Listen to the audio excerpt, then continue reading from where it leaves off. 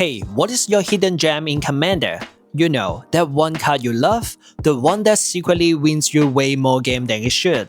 We all have those pack cards we swear are good, even if nobody believes us. Today I want to show you 10 cards that have been absolute all-star for me in Commander. I've tested all of them in real games. They consistently overperform, and every one of them is under $5. Before we jump in, take a second and think about a card that you play all the time but never see anyone runs it. Drop it in the comments. I read all of them, and who knows, maybe your trash is someone else's treasure. Alright, let's kick things off with Hunter Horror. This card is ridiculous. A 2-mana 7/7 with Trample. When it enters, target opponent creates 2 3/3 centaurs with protection from black. In Commander, that's barely a downside.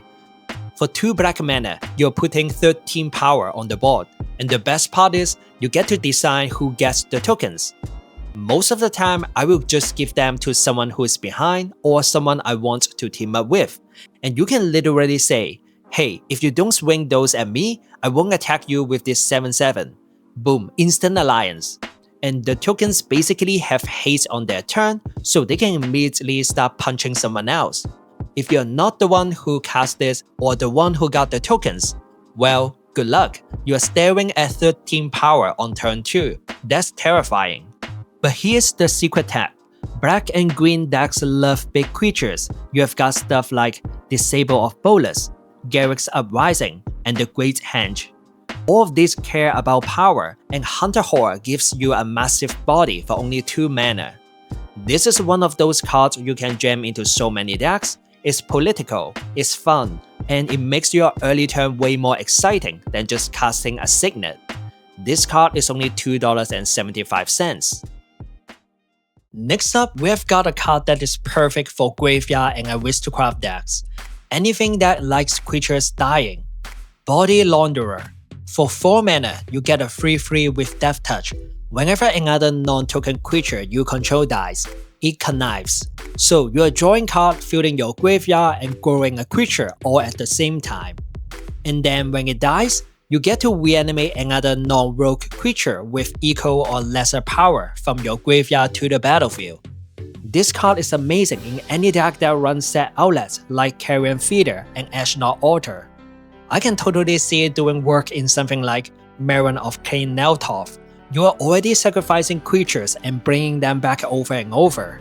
I actually bought this card a long time ago because I thought it would be a great party member for my Barako party deck. It was good to get back Selfless Spirit or Mother of Runes or other small utility creatures, but not quite good enough. Then I toss it into my Sephiroth Reanimator deck, and oh my god, it does so much work. And if you didn't know, this card combos with Kamigai and any set outlet. You get infinite draw triggers, infinite ETBs, infinite death triggers. The whole package is insane. This is a mythic rare from Streets of New Capenna, and I'm honestly shocked it's only 60 cents. Coming up next is a card that looks super weird at first, but once you actually play it, you realize it's secretly one of the most annoying board wipes in white. Out of Time. This is a 3-mana white enchantment, and when it enters, untap all creatures, then face them out until this enchantment leaves the battlefield, and you put a time counter on it for each creature faced out this way.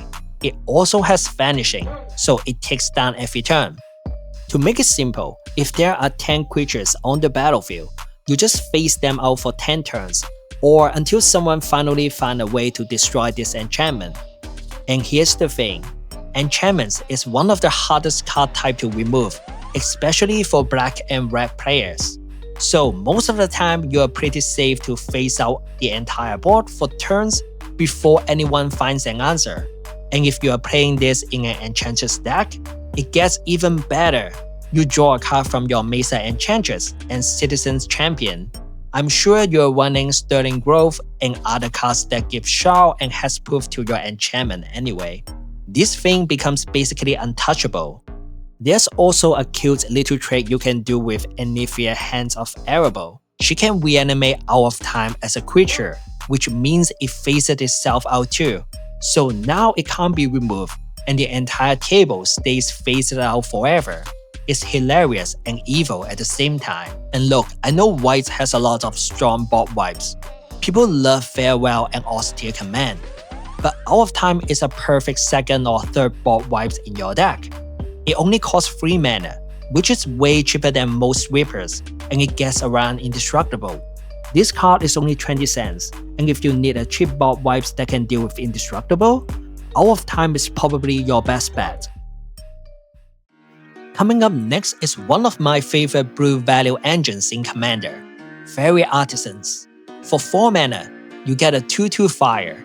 Whenever a non-token creature enters the battlefield under an opponent's control, create a token that's a copy of that creature except it's an artifact in addition to its other types. Then exile all other tokens created with Fairy Artisans. So basically, you have a token that's a copy of whatever the most recent creature that enters the battlefield. You get the ETB, and you get the activated abilities, and you get a body. If someone casts a Mold Drifter, cool, you draw 2 cards. If someone plays a Sakura Tribe Elder, great, you can sacrifice it and get a basic land. This card just hands you value for doing absolutely nothing. Fairy Artisan is especially disgusting when you are ahead and right after a board wipe. Everyone else is still rebuilding, and you are just sitting there collecting all their ETBs for free. You even get a blocker every time someone plays a creature, which buys you a lot of time. This card is currently $1.20 and can easily outperform many 4-drops in Brew. Alright, next card on the list is Pull Through the Raft. And this card is perfect for any deck that cares about graveyard value and landfall. Green has always been good at getting stuff back from their graveyard with regrowth effect, but this card does a lot more. For 5 mana, you get to return up to 2 long-land permanents from your graveyard to your hand. Then return up to 2 lands from your graveyard to the battlefield tapped. If you have all the target, that's literally draw 2 and ram 2 for 5 mana, and that's tons of value. Isn't this card just straight up amazing? There are so many decks that care about landfall and graveyard strategy, and green is already good at filling the graveyard, especially with all the support from Edge of Eternity. It doesn't take much setup, a couple of mill triggers, a fetch land, and suddenly you're getting back 2 permanents to your hand and 2 lands onto the battlefield. That's a huge swing. And I know people love Tafar the Balance Scales from Takia Dragonstorm. This card triggers Tafar twice, which means you are making 2 2/2 zombie druids on top of everything else. It just free value stable onto more value. I think this card deserves a slot in every landfall deck, and it's only 20 cents. For that price, I highly recommend trying it out. Moving on, we've got a card from 28 years ago, Turnabout. This is a 4-mana instant that said, choose artifact, creature, or land. You can either tap or untap permanents of the chosen type target player controls. This card is so underrated, and you can use it in tons of situations. You can time walk someone by tapping all their lands on their upkeep. You can tap down their potential attackers when they move to combat. You can tap down their blockers so you can swing out. And we've all heard that in a commander table. Man, I wish I could help, but I'm 1 mana short of casting the board wipe. Turnabout actually lets you give them the mana they need, and boom, you just find your best buddy for the rest of the game. Worst case scenario, just use it as a high tide and double your own mana. For 4 mana to suddenly explode into huge turn is no joke. Turnabout has been reprinted a few times and is only 25 cents. For a card that can lock someone out, save the table, or ram you into massive play, that's a steal. Before we talk about the next card, if you are enjoying the list so far, consider subscribing. I make Commander video like this every week. We all know Siege Game Commander is one of the most played cards in token decks, and I love it in my senior deck. But what if I told you there is a card that might actually be better? Company Commander costs 2 and a white and a black for a 2/4 human soldier. When it enters, you create a number of 1/1 soldier tokens equal to the number of opponents you have. In a normal commander game, that's 4 bodies for 4 mana. But it also has whenever it attacks, Creatures you control gain Death Touch until end of turn. It costs 1 less mana than Siege Gain Commander, and it basically gives you the same token value. I know the color identities are different, so it's not a perfect comparison, but there are many new commanders that actually benefit from this card. For example, Surgo Stormwander from Takea Dragonstorm and Terra Herald of Hope from Final Fantasy. Both of them love having a board full of small creatures. And giving your whole team Death Touch matters a lot in decks that care about attacking. Suddenly your 1/1s are no longer easy to block. People don't want to trade their big creatures for your tiny tokens. You get to swing way more freely. This card is only $2.65 and is from a Warhammer set, which means I don't think we are getting a reprint anytime soon. Definitely worth picking up.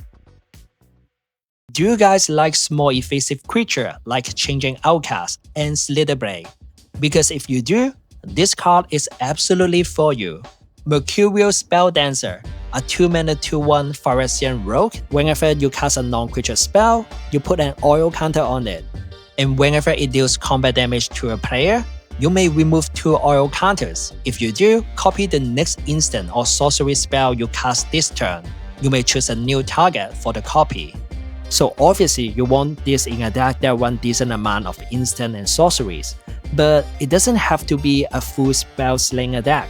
A great example is my Seek with a Cutthroat Dimir control deck. It runs 24 instants and sorceries. That's more than enough. I'm already casting removal and counter spell anyway, so the oil counter just pile up naturally. And later in game, copying Exsanguinate or Torment of Hellfire is disgusting. That's how you end games out of nowhere. Even if you don't have a big X spell, copying a removal spell is totally fine. It's a clean 2-for-1. Plus, the Spelldancer is unblockable, which means you can suit it up with equipment and get even more value. This card is only 35 cents, and you should at least consider putting it in your Gonti or Halo the Painter deck. Next up, we have a card that might not be a sleeper, but should definitely see more play. Amphibian Downpour. This is a 3-mana enchantment ore with Flash and Storm, and it basically say, hey, you like that creature? Yeah, it's a 1/1 fort now with no abilities. Enjoy it. Unless your deck specifically cares about casting instants or sorceries, this functions just like a premium removal spell, and is probably one of the best creature removal in the format. If your playgroup wants a lot of interaction and counter spells, this is the perfect answer. Thanks to Storm, you can hit 2 or 3 important creatures for just 3 mana at instant speed. And because you can target the same creature multiple times, a single counter spell won't save it. Turning someone's commander into a 1/1 with no abilities is often better than killing it. Most commander decks are built around their commander. If you shut it off, the whole deck stumbles. Sure, they can trade it off and recast it, but that's the point. You are forcing them to do extra work instead of just sending it back to the command zone. This card is $1.75 and is only printed in Modern Horizon 3. It was around $3 not too long ago, and I think now is the perfect time to grab a few copies. Alright, last card on the list, and honestly one of the most underrated mana engines I've tested, Séance Board. It's a 2-mana colorless artifact. At the beginning of each end step, if a creature died this turn, you put a soul counter on it. Then you can tap it for X mana of any one color, where X is the number of soul counters. Spend this mana only to cast instant, sorcery, demon, and spirit spells. Normally a 2-mana mana rock taps for 1 mana. Séance Board doesn't do anything the turn it comes down, sure, but if you can somehow get 2 or 3 counters on this thing, it's already above way. And in the right deck, it gets out of hand fast. Obviously, it's amazing in aristocrat decks where you are sacrificing your own creature. But even outside of that, creatures are dying all the time in Commander. Combat, board wipe, removal, this thing charges up way more consistently than it looks. So it's not unrealistic to get 1 or 2 counters every turn cycle, even without a dedicated set outlet. The idea is to stop thinking of this as a 2-mana ramp spell, because it's not. It's more like a battery that keeps charging itself and gives you repeatable value in mid to late game. If you're that cares about Expel, perfect, just dump all the mana into one massive finisher like I do with Exsanguinate. And the craziest part? This card is only $2.20. People are seriously sleeping on this one. And there you go, 10 hidden gems you should try in your Commander decks. Commander players love new tech, especially when it's affordable and it's not something you see every day. I hope you find a couple of cards you are excited to try out, and let me know which one you're already running and which one you're adding after watching this video. And if you enjoyed this topic, consider subscribing. I finally hit 1,000 subscribers, which still feels unreal. This community has been so kind and supportive, and I appreciate every single one of you. Thank you to everyone who comments, likes the video, and shares your idea. I read everything and do my best to reply. Let me know what kind of video or topic you want to see next. And as always, thank you so much for watching. My name is MTG Flatfish, and I will see you guys next time.